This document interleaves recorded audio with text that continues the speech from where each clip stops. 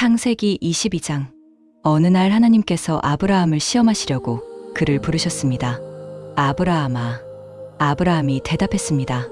예, 제가 여기 있습니다. 그러자 하나님께서 말씀하셨습니다.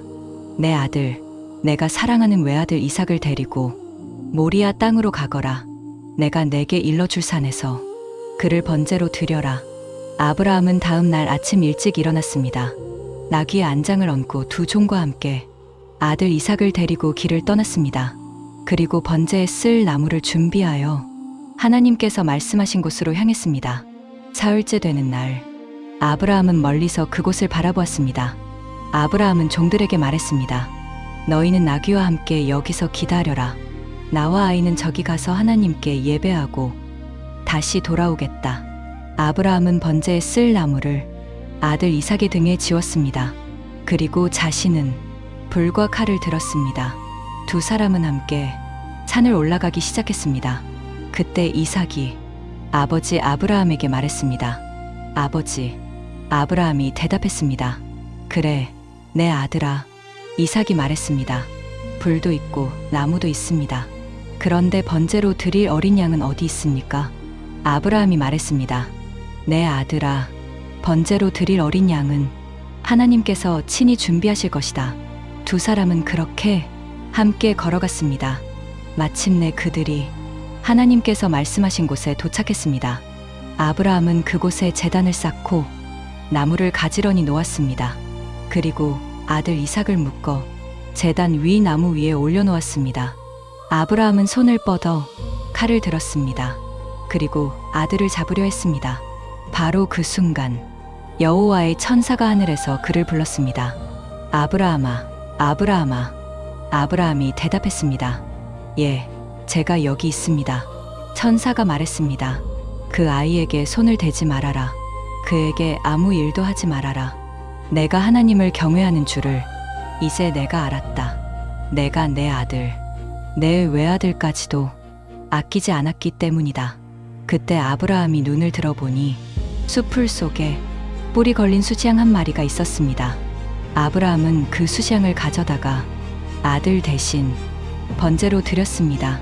아브라함은 그곳의 이름을 여호와 이레라고 불렀습니다. 그래서 사람들은 지금도 이렇게 말합니다. 여호와의 산에서 준비될 것이다. 여호와의 천사가 하늘에서 두 번째로 아브라함을 불렀습니다. 여호와의 말씀이다. 내가 이 일을 행하고 내 아들, 내 외아들까지도 아끼지 않았으니 내가 반드시 너에게 복을 주겠다. 내 자손을 하늘의 별처럼 많게 하고 바닷가의 모래처럼 많게 하겠다. 내 자손은 대적의 성문을 차지할 것이다. 그리고 내 자손으로 말미암아 세상의 모든 민족이 복을 받을 것이다. 이는 내가 내 말을 순종했기 때문이다. 그 후 아브라함은 종들에게 돌아왔습니다. 그들은 함께 브엘세바로 돌아갔습니다. 아브라함은 그곳에서 계속 살았습니다. 해설. 창세기 22장은 아브라함의 믿음을 시험하는 사건을 기록하고 있습니다.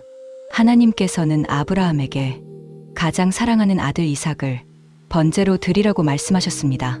이삭은 단순한 아들이 아니라 하나님께서 약속하신 언약의 아들이었습니다. 그럼에도 아브라함은 하나님의 말씀을 믿고 모리아 산으로 올라갔습니다. 이삭이 번제 양이 어디 있느냐고 묻자 아브라함은 하나님께서 준비하실 것이라고 말합니다. 그리고 정말로 하나님은 마지막 순간에 수장을 준비하셨습니다. 이 사건은 하나님이 인간의 희생을 원하시는 분이 아니라 훗날 독생자 예수 그리스도를 보내실 것을 미리 보여주는 장면이기도 합니다. 아브라함이 아들을 드리려 했던 것처럼 하나님도 우리를 위해 아들을 주셨습니다.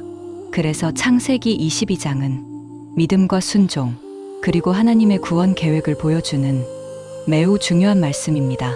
반드시 원문 성경과 함께 읽어보시기를 권장드립니다. 오늘도 하나님의 말씀 안에서 평안하시길 바랍니다. 더 많은 분들에게 말씀이 전해질 수 있도록 구독과 좋아요 부탁드립니다.